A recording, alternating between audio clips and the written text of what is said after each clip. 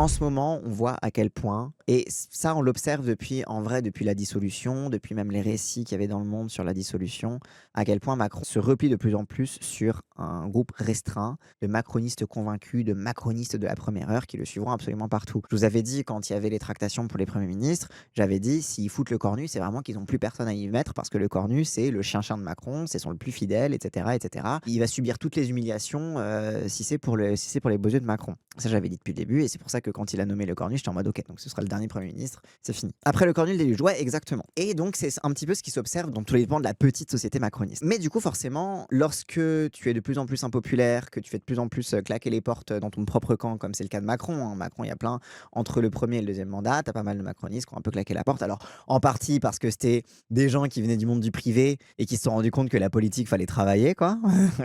Certains rats ont commencé à quitter le navire, mais du coup aussi, il y a eu de plus en plus aussi de dissensions sur les différentes avancées autoritaires que faisait de plus en plus Macron. On va pas se mentir, mais les 49.3, ça a aussi beaucoup dégoûté dans ses rangs, et du coup, ne reste autour de Macron que les fidèles de la première heure, d'où sa difficulté de trouver des premiers ministres. Hein. Et parce qu'en fait, il ne peut plus compter que sur un cercle de fidèles extrêmement restreint, et du coup, qui dit rétrécissement de son champ politique, dit aussi concentration du pouvoir politique. Parce que si tu peux plus faire confiance à personne, que tu n'as plus personne à nommer parce que plus personne te respecte, mais que tu dois encore faire des nominations ici et là, à la Cour des comptes, à tel ou tel truc, etc. Bah dans ce cas, tu vas aller vers une concentration du pouvoir où c'est les plus fidèles de Macron qui vont y être envoyés, au lieu d'y envoyer des gens qui pourraient potentiellement être contre toi, mais ça peut être compensé par le fait que tu as une solidité dans ton camp, ou que voilà, que tu as un contre-pouvoir qui permet que même si tu nommes quelqu'un qui peut potentiellement être pas d'accord avec toi sur tel ou tel truc, tu as suffisamment de contre-pouvoir pour aller à l'encontre des bâtons dans les roues qui pourraient te mettre. Ouais, vous avez capté. Et du coup, récemment, et ça a fait pas mal scandale, Emmanuel Macron va nommer la ministre Amélie de Montchalin à la tête de la Cour des comptes.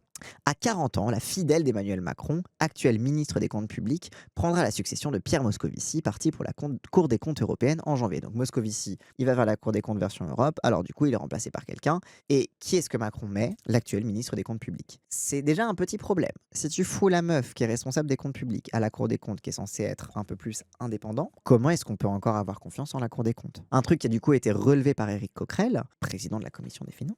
Je le dis de la manière la plus calme possible du fait de mes fonctions, mais je demande solennellement au chef de l'État Emmanuel Macron de revenir sur la nomination de Amélie de Montchalin à la présidence de la Cour des comptes. Ce n'est pas la qualité de la personne qui est en jeu, mais chacun comprendra du danger que courrait cette institution, une de celles en laquelle les Français ont confiance, s'y était nommé à sa tête quelqu'un qui ne peut garantir le minimum de neutralité et d'indépendance vis-à-vis du pouvoir en place que réclame cette fonction décisive. Et déjà que Moscovici, c'était déjà un macroniste mental, c'était déjà un droitard, c'était déjà un mec, enfin voilà, c'était un mec certes qui vient du PS, mais qui a fait partie de ceux qui ont quitté le PS pour soutenir Macron, etc.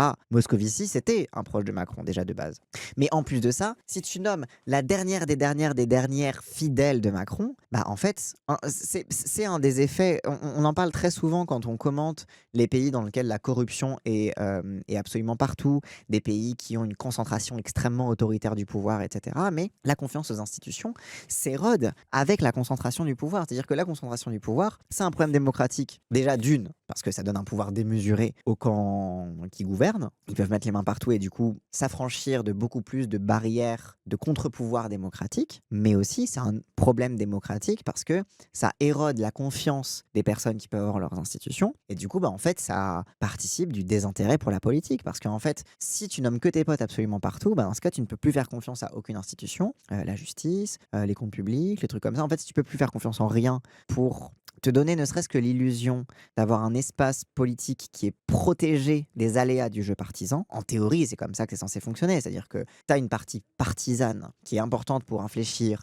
la politique en soi, les décisions, les changements, les programmes politiques, la volonté politique, populaire de changer tel ou tel truc, de gouverner de telle ou telle façon, etc. Ça, c'est la partie politique qui est indispensable. Mais du coup, ça rend aussi indispensable la partie institutionnelle pour éviter que la partie politique ne déstabilise aussi trop la partie institutionnelle. Ou alors même que les avancées acquises par la lutte politique se transforment dans des institutions stables. C'est-à-dire que les changements structurels que tu mets en place puissent être garantis par des institutions qui protégeront ça, tu vois. Genre, parce que les institutions et l'indépendance des institutions, je vous parle souvent du fait que un des enjeux principaux de la politique, c'est la dépolitisation. C'est quel espace de la vie sociale sort du débat politique et rentre dans le domaine de l'objectivité, de la stabilité, etc., etc. C'est une lutte politique que de dépolitiser certaines choses. C'est une lutte politique que de décider d'institutions qui vont ancrer dans la normale que l'eau serait gratuite. que la gratuité de l'eau serait garantie par des institutions. Donc ça veut dire que l'eau, la question du prix de l'eau, de ce qu'on fait de l'eau, etc., de la gouvernance de l'eau, sort du champ politique pour rentrer en partie dans un champ institutionnel, mais donc pour protéger le fait que l'eau devienne une ressource gratuite et que ce soit un aspect normal et respecté qui soit la base de la discussion politique. C'est pour ça que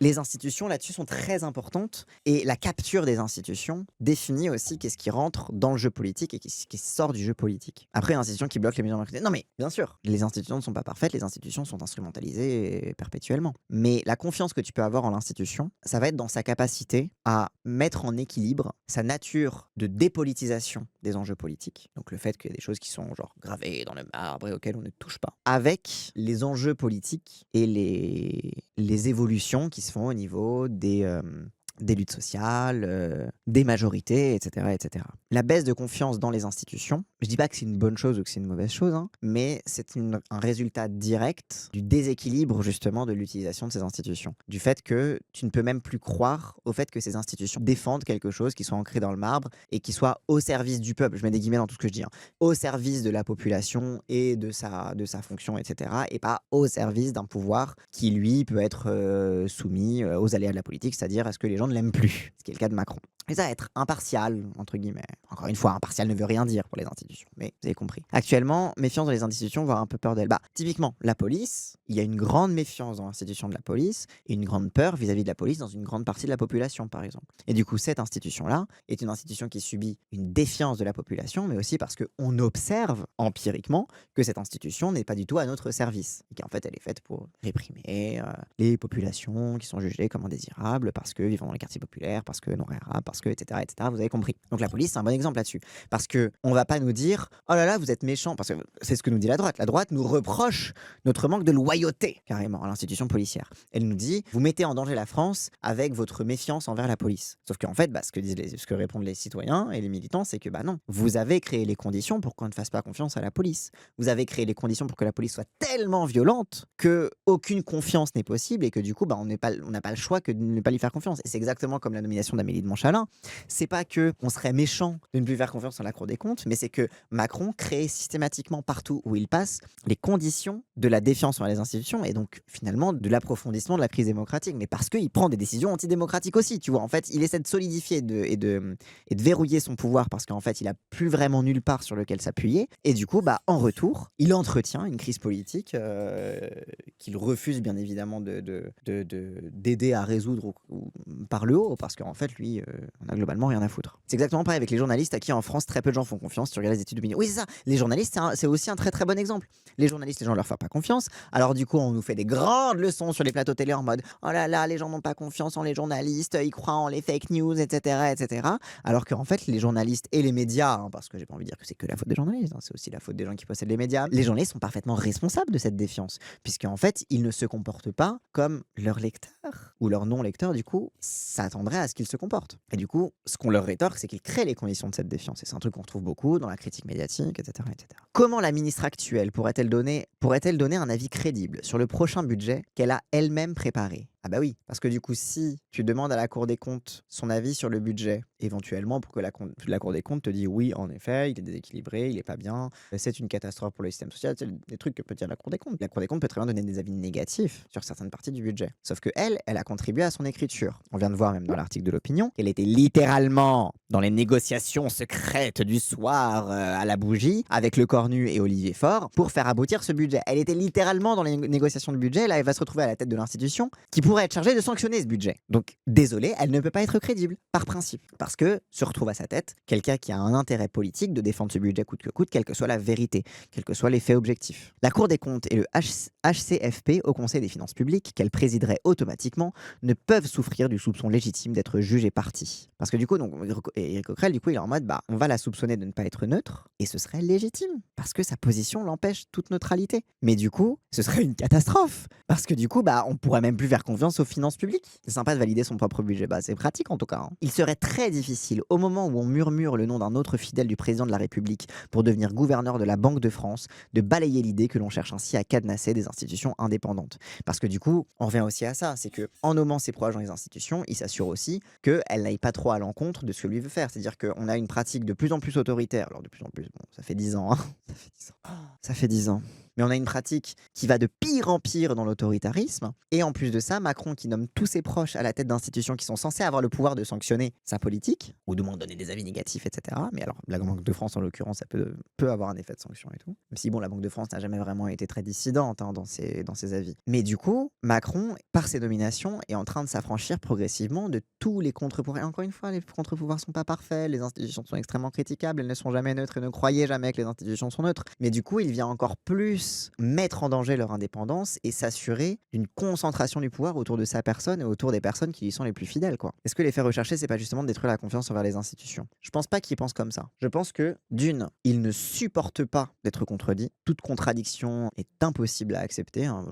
Genre, voilà la réforme des retraites, hein. Enfin, tous les trucs autour de la réforme des retraites où il a jamais vu, enfin, il a jamais voulu céder sur ses trucs à lui, etc. Donc, je pense que surtout, il en a marre d'être contredit. Et il a plus personne en qui il fait confiance pour ne pas le contredire. Donc, c'est un petit peu le mélange de tout, les deux snowballs en fait. Vraiment, la Pologne ou la Hongrie de Viktor Orban, t'as même plus besoin de détruire les institutions puisqu'à l'intérieur, tu mets tout est fidèle, t'as même pas besoin de changer le système pour pouvoir le verrouiller. Et c'est exactement là où je veux en venir, Malcolm Ray là. C'est que ne prenez pas cette petite capsule, bonjour YouTube, pour une défense aveugle des institutions, une défense aveugle de la Cour des comptes, des finances publiques, de la Banque de France, etc. Enfin, oui, les institutions sont politiques, etc. Mais pourquoi je faisais le parallèle avec la façon dont on observe les pays où il y a énormément de corruption, etc., c'est que c'est une forme de corruption du pouvoir. Et cette centralisation du pouvoir, cette corruption en mettant tous tes proches et en empêchant l'indépendance, etc.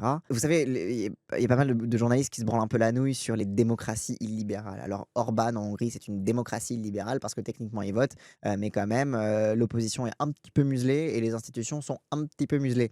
Bah, en fait, on arrive vers ce modèle de démocratie libérale. Et en fait, comment on y arrive? Par une classe qui veut protéger ses privilèges et une classe qui refuse absolument de perdre face à la pression populaire, en fait, de perdre face à la démocratie. Et je trouve que c'est assez parlant qu'on observe ça sur la fin de règne de Macron, puisque là, c'est la dernière année qu'il a à passer à être président, et que sur sa fin de règne, il se radicalise encore plus dans la volonté de s'accrocher au pouvoir et d'être à la tête d'un État et d'institutions qui ne le remettront jamais en question. Au final, elle ou un autre droitard style Moscovici, ça revient pas un peu au même. Alors, je suis un peu de ton avis parisien. Que ce soit elle ou Moscovici, quoi qu'il arrive, ils vont rien dire à Macron. Parce que Moscovici, globalement, c'est un macroniste aussi. Là, ce que pointe du doigt Éric Coquerel, c'est que là, ça va se voir. Autant Moscovici, c'est un technocrate à la con, tu vois. Montchalin a beaucoup plus une dimension politique, une stature politique, puisque elle s'exprime beaucoup dans le débat public, y compris sur les questions de féminisme, de laïcité, de trucs comme ça. Enfin, elle dit beaucoup de dingueries. Elle est beaucoup plus identifiée politiquement comme une macroniste. Et donc, en fait, ce que pointe du doigt Éric Coquerel, c'est pas tant la nomination, c'est aussi la question de la défiance. C'est qu'en fait,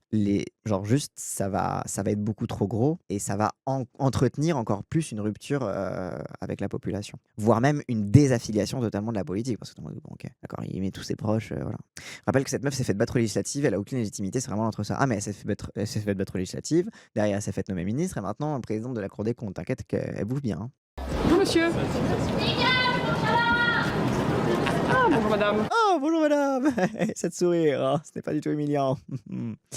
En plus, le parallèle avec Orban est vraiment frappant, parce qu'au départ, Orban, c'est pas vraiment un facho, mais plus un mec de droite libérale à la Macron qui s'est extrémisé pour pouvoir garder son pouvoir. Alors, il y avait déjà un terreau de fascisme en lui au départ, mais c'est le candidat de la droite libérale. Oui, Orban, c'est typiquement l'exemple, c'est pour ça que les gens ils se branlent la nouille sur démocratie libérale. En fait, c'est vraiment typiquement l'exemple du mec de droite libérale qui, au fur et à mesure du temps, en radicalisant son pouvoir, sa mainmise sur le pouvoir, son autorité autour du pouvoir, presque mène une révolution conservatrice par le fait de saisir des institutions et les remplacer une par une et en solidifiant son pouvoir par l'intérieur et par la structure, en agissant sur la structure même de l'État, quoi. Et en effet, Macron a un devenir Viktor Orban. Alors, avec un peu de chance, il se représentera pas. Non, il va pas se représenter, c'est interdit. Il n'est pas allé aussi loin que Orban dans la garantie de pouvoir éternellement se représenter, etc. Mais on n'est pas à l'abri, en tout cas que Macron, qui a déjà suffisamment pavé le chemin pour l'extrême droite, bien extrême droite fasciste, que la France puisse connaître, et c'est la grande critique éternelle de la Ve République, c'est que la Ve République porte en elle des germes d'autoritarisme qui sont extrêmement dangereux. Donc entre l'option où il donne un État déjà extrêmement centralisé et rendu encore plus autoritaire au niveau de sa pratique du pouvoir, qu'il la lègue à l'extrême droite, ou alors qu'il la lègue à une droite qui qui va continuer exactement de suivre la même pente que lui, c'est-à-dire une pente qui part déjà là, un peu proto-fasciste et qui continue dans le chemin, quoi, tu vois, en mode un Glucksmann, tu vois, qui se fait élire sur en mode je suis libéral, j'aime l'Europe, et puis après, une fois élu, commence à en fait reprendre le même truc, traiter les habitants des banlieues comme des citoyens de seconde zone, etc. Enfin bref, reprendre le même logique autoritaire, commencer à dire mais l'immigration, on peut pas accueillir tout le monde, etc. Enfin bref, c'est conneries habituelles. Et en fait, il reprend Macron là où il en était resté, quoi. Faut vraiment, vraiment qu'on gagne. Ah bah, d'autant plus. Au final, c'est pas tant un sujet sur la nomination à la Cour des comptes qu'un sujet sur la fin de règne de Macron et la façon dont on observe de plus en plus s'accélérer cette centralisation du pouvoir autour de lui, cette protection d'une petite classe qui se sait au bord du gouffre. Il y a aussi la question de l'affaire Epstein. L'affaire Epstein, donc dans les mails dans lesquels Macron est plusieurs fois cité, alors bien évidemment, hein, il est cité parce que Epstein faisait partie des milieux financiers, enfin c'était un financier lui-même, et que Macron également était banquier d'affaires chez Rothschild, etc. Donc c'est parfaitement logique qu'il soit cité. Il appartient à la même classe sociale, au même milieu que Jeffrey Epstein. Et du coup, l'affaire Epstein a eu beaucoup de retombées en France, alors à la fois dans sa dimension atroce des crimes sexuels, mais aussi dans sa dimension, et là-dessus je vous renvoie au live que Raz et Moufette ont fait avec Tao Khan, plus au l'angle du complot géopolitique, des ingérences internationales, de l'aspect vraiment de la tambouille de c'est quoi les élites et qu'est-ce qu'elles font, outre violer des gosses. Et du coup, l'affaire Epstein a des retombées françaises qui concernent nos élites à nous, qui concernent nos riches à nous. Et l'affaire Epstein, c'est pas que une affaire de trafic sexuel pédocriminel. Et quand je dis pas que, c'est vous dire à quel point c'est déjà immensément énorme. Mais c'est aussi une affaire de collusion à l'intérieur du pouvoir, de façon dont les milieux des affaires et les milieux militaires s'arrangent pour conserver leur petit pouvoir, protéger leurs privilèges, etc., etc. Rappelle que le seul endroit où Mélenchon apparaît dans les mails de Jeffrey Epstein, c'est qu'il envoie une note à une banque pour laquelle il travaille pour dire que si jamais Mélenchon est au second tour, il faut parier contre la France économiquement, qu'il faut commencer à spéculer économiquement contre la France. Il leur fait tellement peur qu'ils sont en mode on va spéculer contre la France, on va retirer nos assets, etc. Donc il y a des implications politiques très très concrètes. Oui, pour continuer de contrôler l'économie, pour continuer de protéger simplement son petit empire financier et ceux de ses amis. Et donc Mélenchon, donc il a tweeté on ne peut en rester là dans l'affaire Epstein, il faut une action de justice sur les crimes commis en France par Epstein, ses rabatteurs Brunel et Siad et leurs complices, et aussi une commission d'enquête parlementaire sur les délits politiques. Ça, c'est très important. Aide financière, trafic d'influence, délit d'initié, etc. Quelles décisions politiques ont été prises par ce réseau de relations de si haut niveau et peut-être de chantage. Mais donc bref, parce qu'en effet, la France Insoumise a proposé une commission d'enquête sur l'aspect justement des crimes politiques qui sont révélés dans les différents fichiers Epstein. Et alors on nous rétorque à chaque fois que non mais Epstein c'est une affaire américaine, c'est un Américain, etc. Mais non, genre il avait un appart en France, il traitait avec des milliardaires et des français, avec les milieux d'affaires français, etc. On sait que Jeffrey Epstein a fait sa fortune sur des délits d'initiés. Et donc la question c'est quelle est la dimension de fraude massive des milieux de la... Bon, on est de gauche, on le sait, que leur fortune est basée sur la fraude massive et sur le vol, déjà en premier lieu de la plus-value des travailleurs, mais le vol de l'État, le vol... Voilà, on sait que les riches, c'est des voleurs, globalement. Mais du coup, ce serait bien d'avoir une commission d'enquête qui permette aussi de vulgariser l'étendue de ces crimes financiers et de ces crimes politiques aussi, parce qu'encore une fois, les délits d'initiés, ça aussi pose des questions très sérieuses sur la démocratie, sur globalement à quoi ça sert de voter, d'avoir un pays démocratique si derrière c'est des riches qui décident de tout à notre place. Du coup, Antoine Léaumont a demandé l'ouverture d'une commission d'enquête à l'Assemblée nationale, comme disait Mélenchon, sur le volet politique, etc. Et la présidente de l'Assemblée nationale, Yael Braun-Pivet, a dit non. Donc, affaire Epstein, Yael Braun-Pivet opposait une commission d'enquête parlementaire demandée par LFI. Il faut que la justice puisse être saisie, dit la présidente de l'Assemblée nationale ce mardi, craignant qu'une commission d'enquête entraîne une confusion des pouvoirs. Comment ça, une confusion des pouvoirs ? En fait, l'Assemblée nationale est censée avoir un rôle de contrôle sur l'action gouvernementale. Et je sais pas, genre, si tu veux parler de confusion des pouvoirs, tu peux parler de la commission d'enquête sur l'audiovisuel public qui a lieu en ce moment, qui, alors, en termes de confusion des pouvoirs, ça met carrément en cause le président de la commission d'enquête, qui aurait des liens d'intérêt financiers avec des sociétés de production qui traitent avec les médias, avec les grands médias français. Donc bon, en termes de confusion des pouvoirs, on se place là. En fait, on arrive à une critique un peu que certains amis trotskistes nous feraient avec le ton de l'évidence, je suis d'accord avec eux, mais qu'il y a des limites à la capacité du pouvoir de s'autoréguler. Bien évidemment que la présidente de l'Assemblée nationale ne veut surtout pas, quand il s'agit de corruption, quand il s'agit de délits d'initiés, quand il s'agit de crimes financiers, etc., qui concernent des gens à la tête de l'État, parce que oui, spoiler alert, Macron est largement présent dans les fichiers dossier Epstein, notamment à l'époque où il était banquier d'affaires, etc. On ne sait pas exactement l'étendue de ce qu'il a fait, tu vois, mais bon, ça touche beaucoup de personnes qui sont très proches du pouvoir. En fait, par définition, si tu veux enquêter depuis le pouvoir législatif sur des effets de corruption structurels, massifs, qui ont à voir avec les activités de la France à l'étranger, qui ont à voir avec les renseignements, qui ont à voir avec beaucoup de choses, oui, il y a une confusion des pouvoirs. Mais parce que la confusion des pouvoirs, elle a été créée par la corruption, elle a été créée par le délit d'initié, elle a été créée par les crimes financiers des personnes qui sont au pouvoir aujourd'hui. Et ce n'est pas la commission d'enquête qui crée une confusion des pouvoirs, c'est votre corruption qui crée la confusion entre votre pouvoir politique et vos intérêts économiques. Oui, merci beaucoup. Vous êtes le pouvoir, vous êtes la bourgeoisie. L'affaire Epstein, ça touche aussi au Panama Papers. Autant dire que si on commence à enquêter en France, on va aussi peut-être mettre à jour un nouveau scandale financier. Bah oui, mais d'autant que l'excuse de Yael Braun-Pivet, il faut que la justice puisse être saisie. Il y a un truc qui aide beaucoup à saisir la justice et à s'y retrouver, c'est les commissions d'enquête. Une commission d'enquête peut aider à fournir un dossier, à aider l'instruction, à entamer un travail, ou alors se nourrir d'un travail qui commence à être mis en place pour permettre de saisir la justice. Donc c'est absolument pas contradictoire. En fait, c'est surtout que Yael Braun-Pivet est absolument terrifiée que tous ses petits potes se retrouvent épinglés. La présidente de l'Assemblée nationale, Yael Braun-Pivet, s'est opposée mardi à la création d'une commission d'enquête parlementaire sur le volet français de l'affaire Epstein, car cela entrerait en concurrence avec la justice qui doit être saisie. Ah, la justice doit être saisie, bah saisissez-la. Ça n'empêche pas du tout, encore une fois, concurrence avec la justice, ça dépend sur quoi la justice sera saisie. La commission d'enquête peut très bien porter sur les aspects sur lesquels la justice n'est pas saisie. Et surtout que ça en dit beaucoup de sa conception du pouvoir et de la politique. Imaginer que le pouvoir législatif soit par essence opposé au pouvoir judiciaire, c'est prouver qu'elle n'a confiance ni en l'un ni en l'autre. Bien sûr, mais parce qu'elle les considère tous les deux comme des ennemis, puisque elle, même si elle représente techniquement le pouvoir législatif, elle est le bras armé de l'exécutif, elle est le bras armé de Macron à l'Assemblée nationale. La commission d'enquête parlementaire ne doit pas être en concurrence avec la justice, a estimé Yael Braun-Pivet sur Europe 1. Et genre par exemple, quand on a fait la commission d'enquête sur Betaram, il y a des faits pour lesquels la justice n'était pas encore saisie. Pourtant la commission d'enquête sur Betaram les a traités, puisqu'il y a une différence entre les conclusions politiques et les sanctions politiques qu'il y a à mener et des sanctions judiciaires. L'un n'empêche pas l'autre. Les deux peuvent coexister même. Il faut que la justice puisse être saisie pour faire toute la lumière. S'il y a des ramifications françaises dans les millions de pages, en fait, il suffit de cliquer sur le lien, tu tapes sur la barre de recherche, tu regardes sur Twitter les captures d'écran, il y a des liens français. Genre Jacques Lang, il vient de démissionner de l'Institut du monde arabe, c'est pas pour rien. Dans les millions de pages publiées fin janvier par le ministère américain de la Justice concernant ce financier et criminel sexuel américain Jeffrey Epstein. En plus, vous savez, c'est quoi l'autre intérêt d'ouvrir une commission d'enquête parlementaire? La sécurisation des données.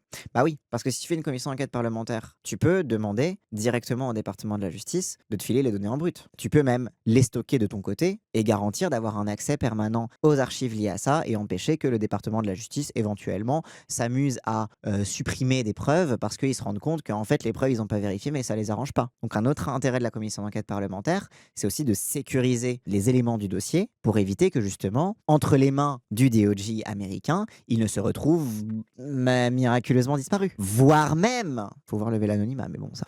Et la libération de la parole mais bien sûr, et la libération de la parole des victimes. Parce que bon, tu vas pas me faire croire qu'il n'y a pas des victimes françaises. Genre, oh là là, c'est une affaire américaine, etc. Mais en fait, genre, le mec était lié à tous les réseaux des modèles, des mannequins de mode. Genre, la France, c'est quand même le pays de la Fashion Week. Il y a forcément des crimes qui ont été commis sur le sol français. Tu vas pas me dire que pendant la Fashion Week, Jeffrey Epstein n'en profitait pas pour se servir. Et pas que dans des modèles ukrainiennes. Oui, qui demandait à Zanevicius s'il pouvait lui fournir des filles. Enfin bref, genre, bref. Déjà que la Fashion Week, ça a toujours été bien sale, mais bien sûr. La France insoumise avait appelé la semaine dernière à la création d'une commission d'enquête parlementaire transpartisane pour donner la possibilité à des victimes, connues ou nouvelles, de témoigner et d'enquêter sur d'éventuelles ingérences ou financements des partis politiques. C'est le même modèle que la commission d'enquête Betaram, mais je pense aussi que comme ils ont le précédent de la commission d'enquête Betaram, où tu as eu des victimes qui se sont exprimées, ça a créé une nouvelle un réémergence de la libération de la parole des victimes des crimes sexuels et des actes de torture et de violence dans les réseaux des écoles privées. D'ailleurs, oui, ça a abattu Bayrou. Ils savent que ça peut être nucléaire pour eux. Parce que Betaram, t'avais un petit peu des aspects similaires. T'avais l'aspect des violences pédocriminelles, des violences physiques, parfois avec torture. Est-ce qu'on peut en parler? Des violences psychologiques aussi pour les différents lanceurs d'alerte et lanceuses d'alerte. Mais t'avais aussi des réseaux de notables, des réseaux politiques, des réseaux économiques qui étaient tous main dans la main dans la défense de l'éducation privée, dans finalement une classe qui défend ses intérêts de classe en défendant mordicus l'omerta dans les établissements dans lesquels ils mettaient leurs propres gosses. La propre fille de Bayrou tabassé et qui dénonçait le poids systémique du silence. Bien sûr. Donc, l'affaire Betaram comportait aussi ces deux aspects conjoints, cet aspect de classe et de pouvoir, et cet aspect de violence, etc. Bon, les deux sont liés, bien évidemment. L'affaire Epstein, c'est ça, mais fois 1000 en fait. Tu m'étonnes que Braun-Pivet et les macronistes soient terrifiés qu'on ouvre cette boîte de Pandore. Premier nom à apparaître, l'ancien ministre de la Culture de François Mitterrand, Jack Lang, a démissionné ce week-end de la présidence de l'Institut du monde arabe après l'ouverture d'une enquête du parquet national financier pour ses liens d'intérêt financiers avec Epstein. C'est inacceptable, inadmissible. C'est assez terrifiant. Tout en reconnaissant la qualité de l'engagement et de l'œuvre de Jack Lang en tant que ministre, je ne veux plus voir d'hommes et femmes politiques qui profitent des largesses de personnes privées, s'est indigné Yael Braun-Pivet. Ces hommes et ces femmes politiques qui profitent du jet privé, qui vont se faire payer des vacances, c'est inacceptable. Ah, c'est ça qui est inacceptable? C'est juste de profiter du jet privé? Parce qu'il y a aussi de l'enrichissement personnel. Il y a aussi du trafic d'influence. Genre, les liens de Jack Lang avec Epstein, c'est pas juste il a pris son jet privé pour aller en vacances. Madame Braun-Pivet, pourquoi tu euphémises comme ça l'étendue des crimes financiers? Pourquoi tu euphémises comme ça l'étendue du scandale? C'est ta presque impression, oh oui, il est parti en vacances, c'est vraiment honteux, alors qu'il devrait pas faire ça parce qu'il a des responsabilités, genre. Ça se voit qu'elle en croit pas un mot, mais bien sûr. Elle dit ça parce qu'il faut s'indigner et que globalement, elle sera du mauvais côté de l'histoire si elle s'indigne pas. Mais bon, elle a peur pour son cul, quoi. C'est inadmissible parce que non seulement c'est condamnable moralement, non seulement, oui, à minima moralement, oui, mais vous devenez peu ou prou les obligés des personnes qui vous entretiennent, a-t-elle encore lancé, affirmant que ça la choque profondément en tant que femme politique. Du coup, pourquoi tu veux pas de la commission d'enquête? Tu veux pas savoir qui d'autre dans le monde politique est obligé envers des ultra-riches? Tu ne veux pas t'assurer que personne d'autre n'a fait des choses aussi inadmissibles en France? Pour autant, c'est inadmissible, mais rappel, rien de ce qui précède un mais n'a de valeur. Mais la constitution d'une commission d'enquête parlementaire entraînerait la confusion des pouvoirs. La séparation des pouvoirs, c'est très important. La séparation des pouvoirs, c'est capital. Nous, chez les macronistes, on y croit. On y croit dur comme fer. C'est très important pour la démocratie, en fait. Ce dont elle a peur, c'est pas le risque de la séparation des pouvoirs, c'est que le pouvoir législatif aide le pouvoir judiciaire et que le pouvoir judiciaire aide le pouvoir législatif contre des gens probablement dans le pouvoir législatif, mais surtout contre des gens qui sont plutôt liés à l'exécutif et aux intérêts défendus par l'exécutif. Donc en fait, elle a peur du déséquilibre de pouvoir parce qu'elle a peur de se retrouver avec deux pouvoirs qui se retournent contre le pouvoir exécutif, alors que le pouvoir exécutif est donné comme tout puissant dans la Ve République. Là où la France est fondée sur une séparation des pouvoirs entre le législatif et la justice, vous comprenez, séparation des pouvoirs, ça veut dire vous vous mettez pas tous les deux contre nous, voilà, c'est pas 2v1. Donc voilà, et je vous recommande en dernière lecture le travail de Marc Andevel qui lui fait des années qu'il enquête sur Macron, les réseaux économiques, politiques, etc. autour de Macron, et il a fait une première salve un petit peu d'analyse